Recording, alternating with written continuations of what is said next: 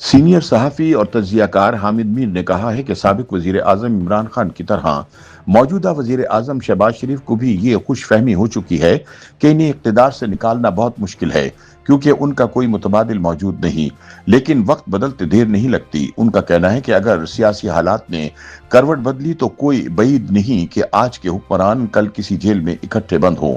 حامد میر نے ان خیالات کا اظہار روزنامہ جنگ میں شائع ہونے والے اپنے تازہ سیاسی تجزیے میں کیا۔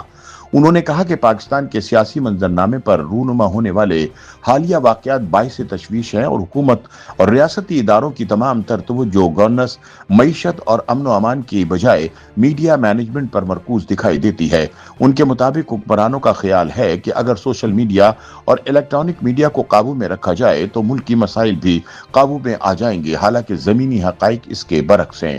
انہوں نے دعویٰ کیا کہ سوشل میڈیا پر حکومت کے ناقدین کو نشانہ بنانے کے لیے سرکاری وسائل استعمال کیے جا رہے ہیں، جبکہ الیکٹرانک میڈیا پر بھی دباؤ بڑھتا جا رہا ہے۔ تاہم ان کے مطابق سوال یہ ہے کہ کیا اس میڈیا مینجمنٹ سے ملک کے حالات میں کوئی حقیقی بہتری آئی ہے؟ حامد میر کے مطابق موجودہ حالات میں کسی صحافی کو ملازمت سے فارغ کرنا، کسی اینکر کو سکرین سے غائب کرنا یا کسی وکیل اور انسانی حقوق کے کارکن کو ملک دشمن قرار دے کر گرفتار کرنا آسان ہو چکا ہے، مگر ان اقدامات کے باوجود نہ سیاسی استحکام آیا، نہ دہشت گردی ختم ہوئی اور نہ ہی غیر ملکی سرمایہ کار پاکستان کی جانب راغب ہوئے۔ انہوں نے کہا کہ حال ہی میں مسلم لیگ نون کے وفاقی وزراء کی جانب سے جمیعت العلماء اسلام فی کے سربراہ مولانا فضل الرحمان کے خلاف پریس کانفرنسیں اور بیانات دے کر انہیں اکتوبر 2019 کا وہ منظر یاد آیا جب شہباز شریف مولانا فضل الرحمان کے آزادی مارچ کے جلسے میں ان کے پہلو میں کھڑے ہو کر عمران خان حکومت پر شدید تنقید کر رہے تھے۔ حامد میر نے یاد دلایا کہ اس موقع پر شہباز شریف نے کہا تھا کہ اگر ریاستی ادارے مسلم لیگ نون کے ساتھ اتنا بھی تعاون کریں جتنا عمران خان کی حکومت کے ساتھ کیا گیا تو وہ صرف 6 ماہ میں پاکستان کی تقدیر بدل دیں گے۔ انہوں نے کہا کہ 27 اکتوبر 2019 کو مولانا اسلام آباد کی جانب لانگ مارچ لے کر آئے تو عمران خان کی حکومت شدید دباؤ میں آ گئی تھی۔ تب نواز شریف سمیت پیپلز پارٹی کے کئی رہنما جیلوں میں تھے، جبکہ اپوزیشن جماعتوں نے مولانا فضل الرحمان کی تحریک کو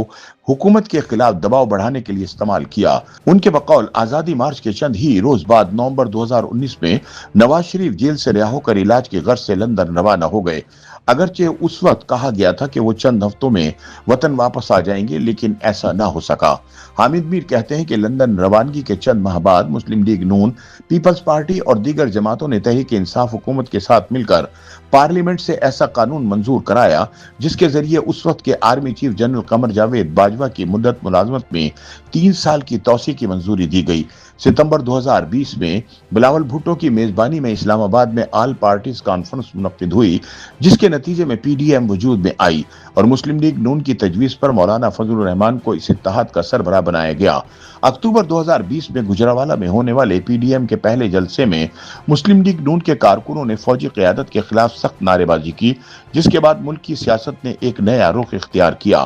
حامد میر کے مطابق پی ڈی ایم کی تحریک زور پکڑنے کے ساتھ ہی اس وقت کے army chief general Qamar Javed Bajwa اور وزیر اعظم عمران خان کے درمیان فاصلے بڑھنے لگے، جبکہ جنرل فیض حمید کے کردار سے متعلق بھی مختلف قیاس آرائیاں سامنے آئیں۔ ان کے بقول عمران خان حکومت نے اس دوران اپوزیشن رہنماؤں کے خلاف کارروائیاں تیز کیں، میڈیا پر پابندیاں بڑھیں اور خود ان پر بھی 2021 میں ایک طویل عرصے تک پابندی عائد رہی، مگر یہ تمام اقدامات حکومت کو بچانے میں ناکام رہے۔ انہوں نے یاد دلایا کہ مارچ 2022 میں عمران خان کے خلاف تحریک عدم اعتماد کامیاب ہوئی اور شہباز شریف وزیر اعظم بن گئے، جبکہ نومبر 2022 میں general Asim Munir army chief مقرر ہوئے۔ ان کے مطابق اس کے بعد ریاستی اداروں کا مکمل تعاون شہباز شریف حکومت کو حاصل رہا، جس کے نتیجے میں نواز شریف کی وطن واپسی اور ان کے خلاف مقدمات کے خاتمے کی راہ بھی ہموار ہوئی، جبکہ فروری 2024 کے انتخابات کے بعد شہباز شریف دوبارہ وزیر اعظم منتخب ہو گئے۔ حامد میر نے سوال اٹھایا کہ شہباز شریف نے جو دعویٰ کیا تھا کہ 6 ماہ میں پاکستان کی تقدیر بدل دیں گے، کیا وہ پورا ہو سکا؟ انہوں نے اعتراف کیا کہ ملک کو ڈیفالٹ کے خطرے سے نکال لیا گیا، لیکن اس کے باوجود سیاسی عدم استحکام ختم نہ ہو سکا، جبکہ خیبر پختونخوا اور بلوچستان میں امن و امان کی صورتحال بھی بدستور تشویشناک ہے۔ انہوں نے کہا کہ عمران خان طویل عرصے سے جیل میں ہیں۔ تحریک انصاف اپنی قیادت کی رہائی کے لیے مؤثر دباؤ بھی نہیں ڈال سکی۔ پی ٹی ایم اور ٹی ایل پی پر پابندیاں لگائی جا چکی ہیں۔ ماہرنگ بلوچ اور ان کی وکیل ایمان مزاری بھی جیل میں ہیں، جبکہ پی کا ترمیمی ایکٹ 2025 کے بعد میڈیا پر حکومتی کنٹرول مزید مضبوط ہوا ہے، مگر اس کے باوجود ملک میں امن، سیاسی استحکام اور گورننس کے مسائل برقرار ہیں۔ انہوں نے سوال کیا کہ آزاد کشمیر میں پیدا ہونے والی حالیہ صورتحال کی ذمہ داری آخر کس پر عائد ہوتی ہے؟ حامد میر نے خبردار کیا کہ 2021 میں عمران خان کو یقین تھا کہ انہیں اقتدار سے کوئی نہیں ہٹا سکتا، کیونکہ فوجی اسٹیبلشمنٹ کے پاس ان کا کوئی متبادل نہیں، لیکن چند ہی برس بعد وہ جیل میں ہیں۔ ان کے مطابق آج شاید شہباز شریف بھی یہی سمجھتے ہیں کہ انہیں اقتدار سے ہٹانا آسان نہیں، مگر تاریخ گواہ ہے کہ وقت ہمیشہ ایک سا نہیں رہتا۔ انہوں نے کہا کہ آج مسلم لیگ نون کے رہنما مولانا فضل الرحمان پر سخت تنقید کر رہے ہیں،